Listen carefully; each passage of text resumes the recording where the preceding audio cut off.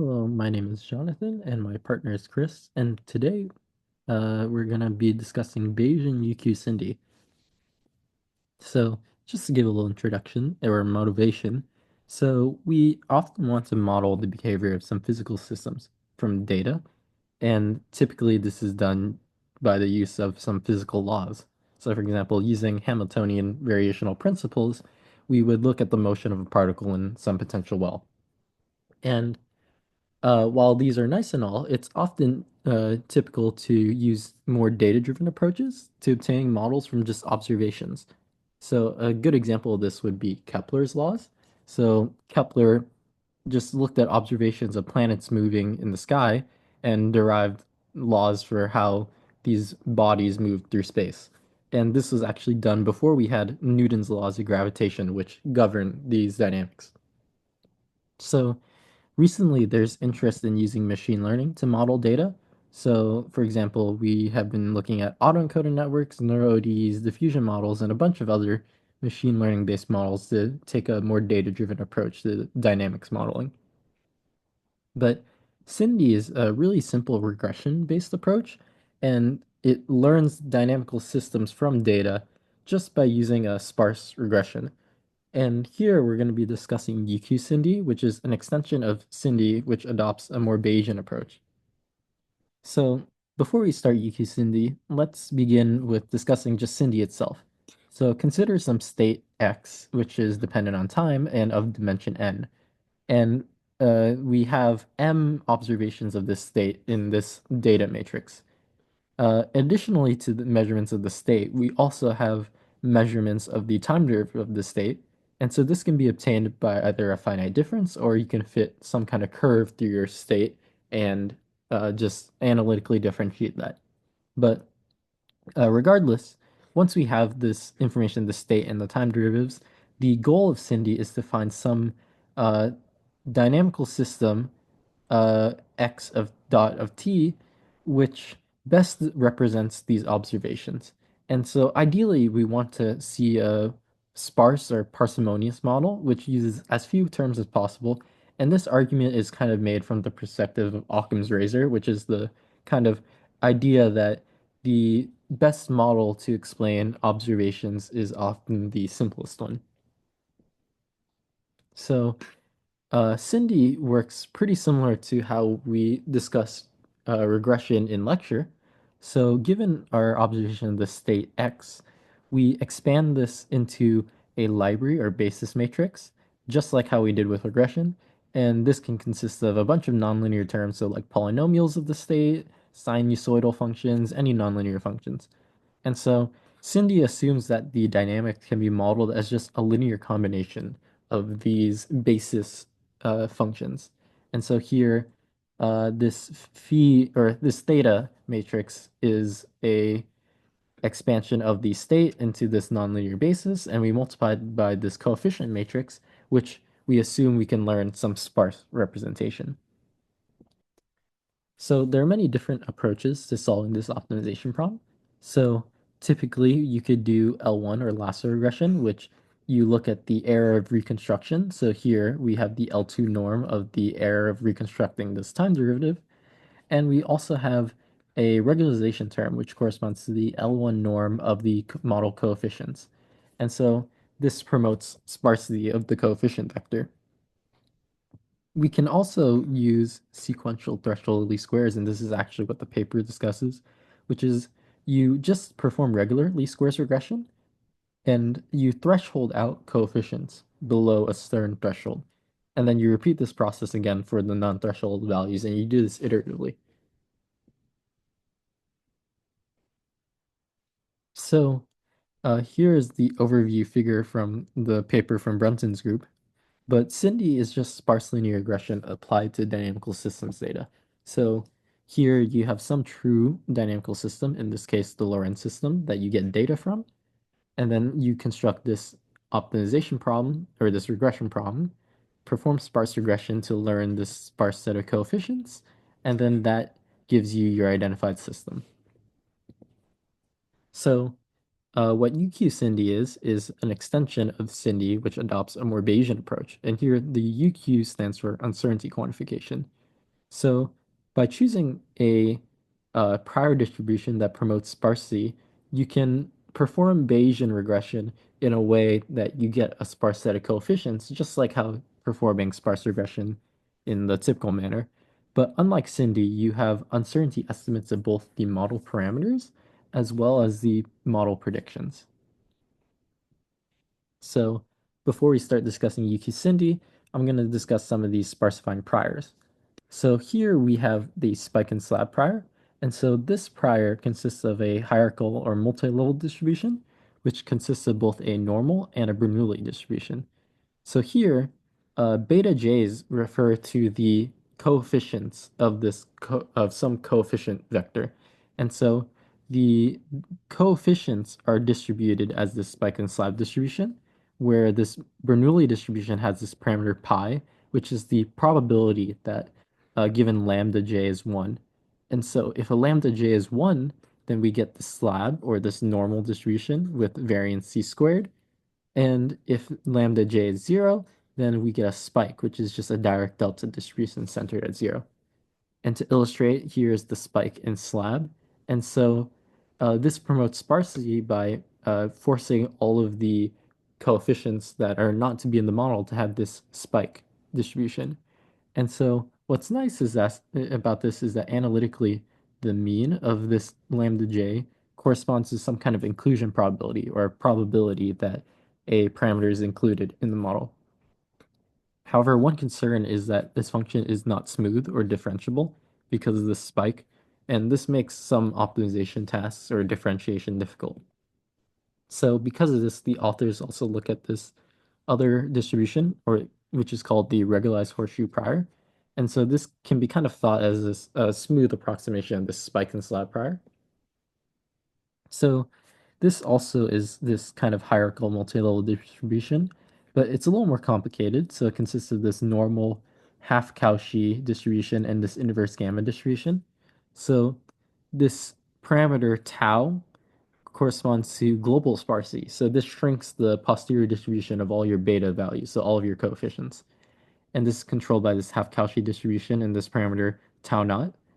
You also have this c squared, which controls the kind of width of the slab distribution. So like in the previous example, and this is controlled by the parameters nu and s squared. And you again have this lambda I, which corresponds to, in this case, local shrinkage. So this allows some of the beta coefficients to not be shrunk. So this corresponds to this kind of slab. And so here I'm illustrating the plot of the horseshoe distribution. And so unlike the spike and slab prior, there isn't really an analytical method of computing the inclusion probability. So the authors use this pseudo probability, which is explained in a little more detail in their paper, but the basic idea is that you have some increasing parameter which corresponds to the kind of uh, likelihood, in a sense, of a coefficient being included in the model, although it's not really a likelihood or a probability. So to illustrate again, here is a posterior distribution of some Bayesian regression problem with three different priors. So on the left is a Laplace, which is a little bit similar to a Gaussian prior, but here the coefficients are not sparse. But if you look at the spike and slab prior and the regularized horseshoe, you see that we do get sparse distributions. And so for UQ-SINDy, the procedure consists of a couple of steps. So the first step is to, again, kind of similar to SINDy, construct your library or your basis. Here, theta is specified to be a function rather than just a fixed matrix because we're actually going to be integrating the state over time. And so the authors are a little more careful to denote that this is a function which maps your state measurement to this expanded nonlinear basis. So step two consists of constructing your model priors and likelihood. So here, once you have a sparse set of coefficients and your transformation, you can just predict the value of your state at time t by performing integration. And assuming the noise is in the measurement is normally distributed, you get a likelihood function of this following form. And here, this sigma corresponds to the noise variance. And You have to specify a prior for this noise and as well as these initial conditions. And so, for example, the authors use a normal distribution for noise and a Laplace distribution for initial conditions, but this will be problem dependent. So step three consists of choosing a sparsity promoting prior for the SINdy coefficients. So this would be either your spike and slap prior or the regularized horseshoe prior. And these are used as the priors of that coefficient matrix. Uh, Here, the learnable parameters for your model are the noise level parameters, as I mentioned in the last slide, as well as the parameters of these sparsifying priors. And so uh, once you have that, you can just do Bayesian inference. And so using a Markov chain Martin Carlo, you can draw samples from this posterior distribution.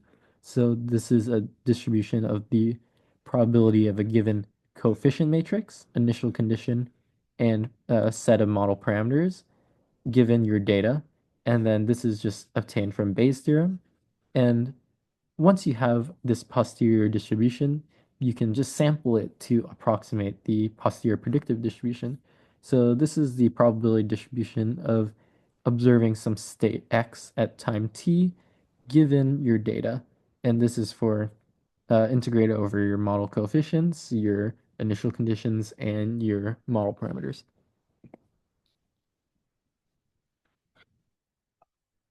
So now we're going to look at a few examples of applying UQ-SINdy and the spike and slab and regularized horseshoe methods to some dynamic systems. And in this first example, we're going to be looking at the lockable Terra model, which we actually discussed in lecture briefly. But just as a reminder, the lockable Terra model is just a common system used to model interactions between two competing groups. So it has a wide range of applications across various fields, such as in economics, it's used to model business interactions. Chemistry can be used to model chemical reactions. And then in biology, it's used to model a predator-prey system, which is what we're actually looking at here. So the Locke-Voltaire model is described as these two dynamic equations here, where U and V represent two competing groups.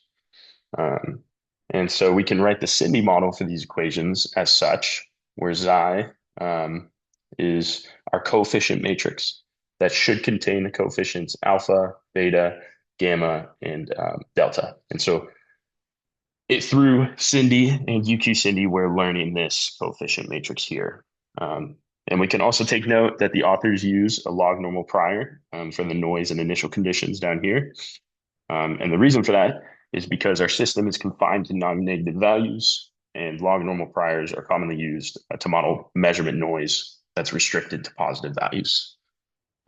So yeah. So then after going through some data analysis, the authors provided us with these two tables here. So after they quantified the likelihood for each term in the SINdy library, they provided us specifically with the inclusion probabilities over here on the right side for both UQ-SINdy methods. And from this table, we can clearly see that both UQ-SINdy methods, both of the methods identified the correct dynamic terms in the system. So we have a very clear one for the spike and slab method, and then for the regularized horseshoe method, it's not confined between values of 0 and 1, but it's pretty easy to spot that these terms are all relevant compared to the other terms. And so now if we look at the left table, we could clearly see that each UQ-SINdy method was able to successfully learn accurate coefficients of the relevant dynamic terms. These are very closely resemble the true values shown on the left here. And yeah, as we'd expect, we'd also get zero values or near zero values for all the other irrelevant terms. Ordinary SINdy, on the other hand, did not perform quite as well. Not only did it incorporate irrelevant dynamics with these two terms here, but the coefficients learned on the relevant terms were not accurate, or they're not very accurate. So the authors indicate that the reason for this is because UQ-SINdy, the framework takes into account measurement noise in modeling the system, which makes it much more robust than ordinary SINdy in nature. So moving forward, oh, whoops, my bad. Um, so if we look at this top left figure first here, um, this is a good figure that demonstrates how the UQ-SINDy framework works. So as Jonathan has already mentioned previously in the presentation, relevant parameters appear as broader distributions, as we could see in both methods.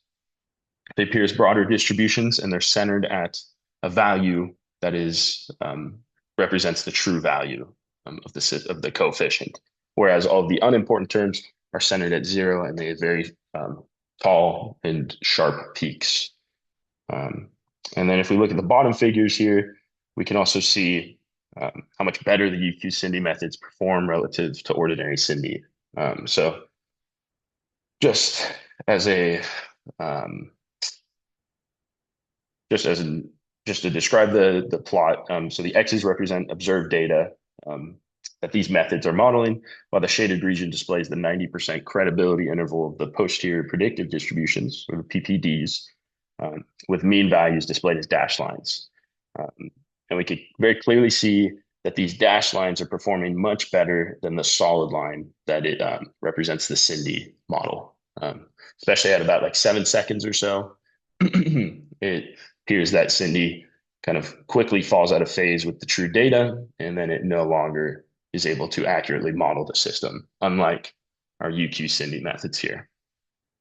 Um, and so another application of these UQ-SINDy methods is in forecasting data. So to demonstrate this in the paper, the authors trained each UQ-SINDy model from 0 to 24 seconds. So from here to here. And then from 24 to 48 seconds, they simulated some noisy data which is displayed as the black X's. And then they calculated the PPD over the entire time interval, and with a 90% credibility interval displayed as the shaded region with the mean as dotted lines. And we could very clearly see from this that both UQ-SINDy methods were able to accurately forecast the data, with mean values being very close to the actual observed data. All right, so now we're going to look at a second example of applying each UQ-SINDy method to a data set. So now we're looking at a damped nonlinear oscillator system described by these two dynamic system equations here, where U and V represent our X and Y velocities of the system. Again, we can write the SINDy model as such, with this xi variable here representing our coefficient matrix that should contain coefficients for alpha, beta, gamma, and delta, shown above here. And again, we could take note of the author's choice in priors for the noise and initial conditions. So now the authors are using gamma and Laplace priors to model the noise and initial conditions, because this system is no longer restricted to non-negative values. In other words, a negative value would just imply motion in the opposite direction. It's also worth noting that gamma distributions are useful in modeling uncertainty in continuous parameters such as rates. And so kind of perfect for a damped nonlinear oscillator, because we're modeling velocities. So again, after some data processing, the authors provide us with these two tables here. And again, we're just going to focus on this right table for now, which are the inclusion probabilities for each UQ-SINDy method. If we first look at the regularized horseshoe UQ-SINDy method, we could see that it successfully identifies all of the relevant dynamic terms in the system. The inclusion probabilities, again, are not confined between 0 and 1, but they are significantly higher for the relevant terms than they are for any of the irrelevant terms. Moving to the spike and slab method, we can see that it does successfully identify 3 of the relevant dynamic terms.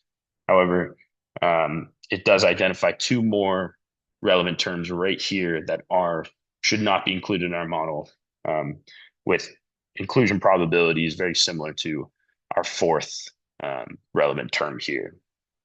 So it's not quite apparent using the spike and slab method that this 4th term should be included in our model. But if we look at this left table here, despite this, we could see that the spike and slab method still learned three coefficients that were quite accurate compared to the true values, um, and as well as the regularized horseshoe method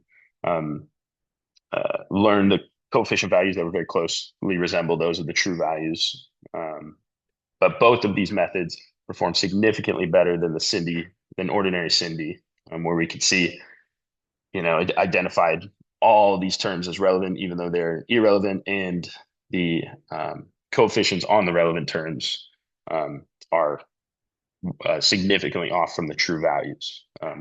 The authors indicate that the reason for this is because of sparse data sampling, as well as the sheer size of the input term library, and because of the large range that the input parameters take, input coefficient values take. We can see it ranges from 0.1 to 2. So it's quite a wide range for SINDy to learn. That coupled with the significantly large library matrix makes it difficult for SINDy to learn the correct system.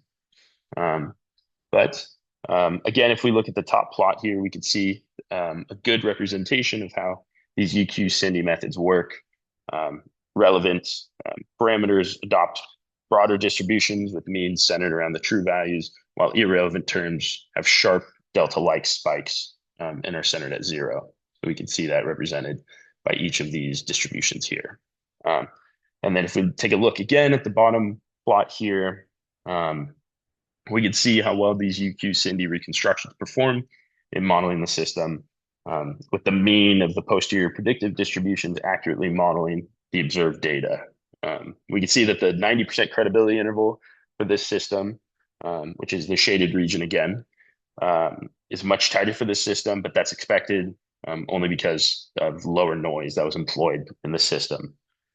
Note that the SINDy results were not displayed in these plots, and the reason for that is likely due to the inaccuracy in the model.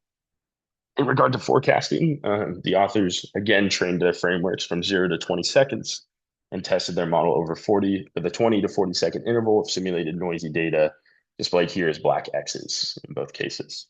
Again, the PPDs are then calculated over the entire time interval, just as with the last example. And the plots display the 90% credibility interval as the shaded region, and the dashed mean of the PPD as dashed line. Note that even though some of the draws from the spike and slab PPD contain irrelevant terms, the credibility intervals for both reconstruction and forecasting were similar to that of the regularized horseshoe. The authors suggest that the uncertainty identified by the spike and slab prior is due to model indeterminacy inherent in the data set. So specifically, they propose that the indeterminacy lies within the ranges spanned by the coefficients in the governing equations. So the same issue that plagued ordinary SINDy, where if I go back here, these coefficients range from about 0.1 to 2. They had a wide range in magnitude. The spike and slab method also appears to be affected by that. So to further investigate that claim, the authors actually reapplied UQ-SINDy, each UQ-SINDy method with coefficients of 0.1 for U cubed and V cubed here. And the resulting marginal posterior distributions are shown here with the ambiguity all removed. The corresponding inclusion probabilities and input term coefficients can be seen in the right table, and they seem to have fixed it by doing that. So it reiterates their claim. And so as a recap, SINDy is a data-driven algorithm that uses sparse linear regression to identify sparse dynamics in a system, given some snapshots of data. SINDy can be used to reconstruct dynamic models in general.